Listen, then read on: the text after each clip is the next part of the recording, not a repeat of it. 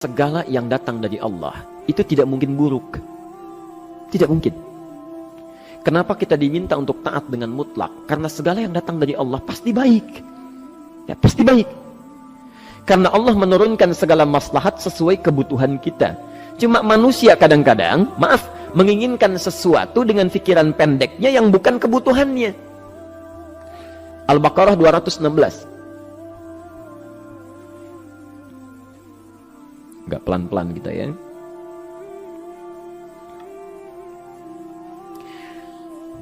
Bapak Ibu kalau diminta milih, pilih motor, pilih mobil. Apa? Pilih motor, pilih mobil. Kalau sebagai manusia biasa pilih motor, keterlaluan itu. Umumnya akan memilih mobil. Akan memilih mobil umumnya. Tapi kadang-kadang kita menginginkan sesuatu yang tinggi, menurut Allah itu bukan kebutuhan kamu. Kebutuhan kamu itu motor. Ya. Keperluan kamu motor. Kalau kamu punya mobil, sulit nantinya. Gangnya sempit, mesti bikin garasi, anggaran bertambah, dipikirin juga. Capek. Sudah, motor saja, terbebas dari banyak kemacetan. Mampu diurai, tidak banyak difikirkan. Pelan-pelan. Turun ayat, Kutiba alaikumul qitalu wa huwa kurhul lakum. Ya. Diwajibkan atas kalian berperang. Dulu orang diminta jihad gelisah, ya. Gelisah. Nah, kalau ada perintah Allah yang melahirkan kegelisahan, ini maknanya. Ya. Tidak harus dalam konteks jihad yang fisik, ya. Jihad, melawan hawa nafsu kita. Jihad melawan pikiran kita. Jihad melawan prasangka buruk kita.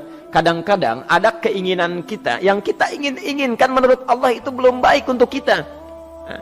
Nah, sifat manusia ketika diberikan oleh Allah keputusan yang terbaik, kadang-kadang ada sifat dalam hatinya gejolak, belum bisa menerima. Ya. Ada gejolak di hatinya. Dalam keadaan demikian kata Quran, Kutiba alaikumul qital. Kalau Anda merasakan sesuatu sedang ada gejolak di jiwa, sulit menerima ketetapan Allah, maka perangi perasaan-perasaan buruk itu. Wa huwa kurhul lakum, walaupun itu sulit. Walaupun itu sulit. Jangan berprasangka buruk dulu pada Allah. Ayat yang indahnya, perhatikan kalimatnya. Asa an takrahu syai'an fahuwa khairul lakum. Boleh jadi Anda tidak menyukai sesuatu, di balik itu ada kebaikan-kebaikan besar yang Allah sedang rencanakan. Ya. Karena pikiran kita pendek, maunya sekarang saja. Tapi subhanallah, Allah sangat panjang, tidak ada batasnya.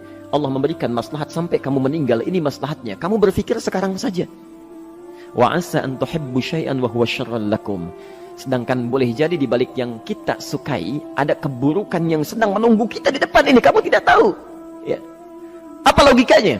Wallahu ya'lamu. Allah tahu masa depan yang akan terjadi menimpa kita, wa antum la ta'lamun. Sedangkan kalian tidak bisa membaca masa depan. Ya. Saya punya adik perempuan datang lalu meminta doa. Kak, saya ingin tes katanya. Ya, di salah satu bank. Kemudian sudah pada tahap akhir yang menurut hitung-hitungan manusia dan perkiraannya insya Allah lulus, karena tidak ada alasan apa-apa lagi untuk tidak meluluskan. Baik, bismillah kita berdoa. Tapi doa kita seperti dibimbing oleh Quran, tidak minta dunia saja ya. Jadi dunia baik, Al-Baqarah 201, Rabbana atina fid dunya wa fil akhirah ya. Dunia minta baik, akhirat minta baik. Tapi aturan dunia dan akhirat ini jangan disebandingkan, rugi. Dunia itu kecil, akhirat lebih besar. Dunia itu kecil.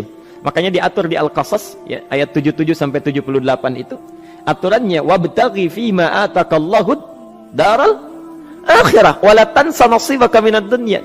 Minta seluas-luasnya akhirat, tapi dunia jangan berlebihan. Ya. Sekedar mencukupi kebutuhan kita saja. Ya.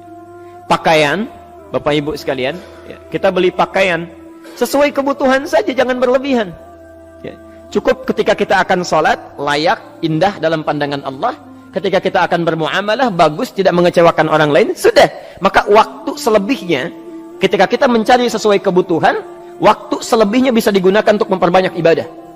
Tidak banyak energi terbuang, uang juga terbuang, tenaga juga terbuang. Bayangkan kalau keinginannya macam-macam.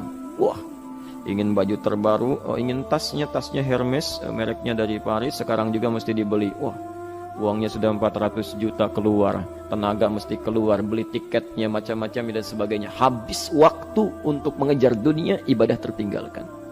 Di rumusnya dunia itu secukupnya saja. Nah, yang paling menarik, Kita doakan supaya Allah memberikan kebaikan dunia dan akhiratnya yang paling utama. Maka datanglah dengan lesu mengatakan, saya tidak lulus katanya. Kenapa? Saya bilang, saya tidak tahu, saya sudah berusaha. Tapi konon kabarnya, saingan saya adalah anak salah satu pejabat. Masya Allah. Saya bilang, kamu jangan bersedih. Kamu menginginkan sesuatu dengan pikiran pendek, Allah pasti memberikan yang terbaik yang tidak terlukiskan nanti.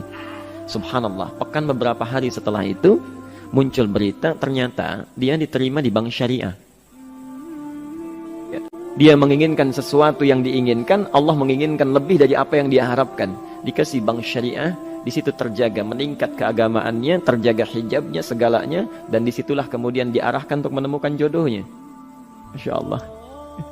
Dia berpikir saat itu Allah merencanakan masa depannya. Ya. Jadi apa yang Allah sudah rencanakan pasti baik, Pak, Bu.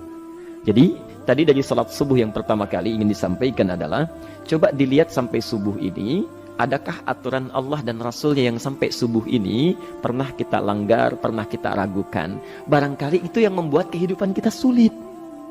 Ya. Allah, Rasul membuat aturan. Dan ada 4 tipikal orang, ya, 4 tipikal orang bila dihubungkan dengan aturan yang Allah dan Rasul sudah buat itu. 1, ada yang ikut aturan. Maka orang seperti ini kata Quran, yuridullahu bikumul yusra wala yuridu bikumul usra. Al-Baqarah 185. Allah menginginkan kemudahan, tidak menghendaki kesulitan dalam hidupmu. Ya. Maka dibuat aturan, yang ikut aturan Allah pasti mudah hidupnya. Ya, pasti mudah hidupnya. Ya. Rizkinya mudah, hidupnya mudah, nyaman, enak. Ya. 1, ada yang ikut aturan. Yang kedua, ada yang keluar aturan. Ya. Ini pasti repot. Pasti repot. Di awal-awal seperti menyenangkan, ujung-ujungnya repot. Allah bilang, jujur, jangan berdusta. Kalau dusta celaka. Wailul lil mukadzibin. Celaka bagi para pendusta. Dia keluar aturan, dia berdusta. Awal-awal memang nikmat. Besok. Ya. Pak, ini amplop siapa ya? Ya. Maaf Pak, ini amplop memang ini khusus Pak, anggaran tertentu, tidak ada kaitan dengan proyek ini. Padahal ada kaitan dengan proyek, dia sisihkan untuk kepentingan pribadinya. Bohong. Saat itu merasakan enak dapat tambahan, besok-besok dikejar-kejar sama aparat kepolisian. Ya. Celaka. Wail, itu sudah keluar aturan pasti celaka. Ya. Subhanallah. Jadi ada orang kedua keluar aturan. Yang ketiga bikin aturan sendiri. Dikasih aturan, dia bikin aturan sendiri. Subhanallah. Kalau sakit, dibuat ketentuan. Sakit pertama, kalau biasa-biasa saja, ya, subhanallah, ikhtiarnya pergi ke dokter. Seorang sahabat datang kepada Rasulullah, ya Rasulullah, saya sakit, tolong doakan saya. Kata Nabi, idhab ila tabib, pergi ke dokter. Ini orang pintar sekali. Kata orang ini, ya Rasulullah, Anda kan Nabi Rasul, angkat tangan Anda, Allah kan maha menyembuhkan. Nanti Allah sembuhkan saya. Cerdas ya? Tapi subhanallah, Nabi harus lebih cerdas, dapat bimbingan dari wahyu. Pergilah ke dokter karena kesembuhan yang telah Allah tetapkan dititipkan di tangan para dokter. Masya Allah, pergi ke dokter. Ya. Itu rumus pertama. Nanti kalau dokter sudah pada hand up, ya, angkat tangan, tidak mampu menyembuhkan, itu tandanya Allah ingin langsung menyembuhkan tanpa turut campur makhluk yang ada. Maka kaidahnya akan berubah nanti, ya, dari kaidah biasa kepada kaidah Al-Anbiya ayat 83 sampai 84. Itu aturan yang menyembuhkan langsung dari Allah Subhanahu wa taala. Tapi kalau Anda sakit, perginya ke dokter. Ya. Cuma ada manusia bikin aturan sendiri. Sakit, pergi ke dukun. Ya. Dukun nggak bisa, pergi ke paranormal. Dirinya pun sudah nggak normal. Makanya disebut paranormal, karena nggak normal. Ya. Tapi didatangi juga, gitu, bikin aturan sendiri. Karena itu jadi lebih sulit hidupnya. Ya. Doa, minta pada Allah, kan sederhana. Ya. Doa, nggak bayar, nggak ada macam-macam, Masya Allah, gampang sebetulnya. Ada kekeringan, sekarang kan banyak kekeringan ya, banyak kekeringan. Dikasih rumus, subhanallah, dikasih rumus yang tidak perlu pakai biaya, meluangkan waktu, itu pun berpahala juga. Dunianya dapat, akhiratnya melimpah. Ya. Dikasihlah salat istisqa, Masya Allah, tinggal minta, memohon kepada Allah. Salat, mengangkat tangan, mohon pada Allah, subhanallah. Manusia tidak bikin aturan sendiri. Digarami saja. Orang garamin sayur, dia garamin awan. Cari biaya miliaran, terbang pakai pesawat. Kalau Allah tidak berkehendak, ya sudah. Ya. Ayo silahkan, berapa biaya yang mau kamu kumpulkan? Tenaga yang kamu kumpulkan, silahkan aja. Ya. Yang ini hujan, bikin kering lagi di sana. Sana hujan, bikin kering lagi di sana. Mau sampai kapan? Ya. Dikasih yang gratis tinggal muncul, cuma manusia bikin aturan sendiri, ya susah hidupnya. Itu yang ketiga. Yang keempat, ada orang nggak mau diatur. Allah bikin aturan, dia nggak mau diatur. Ya, Masya Allah, ini yang luar biasa. Inilah yang fasik. Fasik itu keluar dari aturan, menyimpang, tidak mau diatur dia. Ya, tidak mau diatur. Karena itu Bapak Ibu sekalian, dari ayat yang pertama ini, ya, mari kita evaluasi sampai dengan hari ini subuh. Dari ayatnya memang sederhana, singkat, padat, cuma satu ayat. Tapi meminta kita untuk melihat, sudahkah sampai hari ini taat pada Allah dan Rasulnya? Yang kedua, ketaatan kita apakah selalu ragu atau sudah melahirkan keyakinan yang paripurna? Ya. Yang ketiga, pelajari aturan-aturan Allah terkait kehidupan kita. Aturan salat, aturan muamalah, ya, aturan beraktivitas, aturan berumah tangga. Pelajari itu supaya mendapatkan kemudahan. Biasanya kesulitan didapatkan karena kita belum mengenal aturan Allah dan Rasulnya.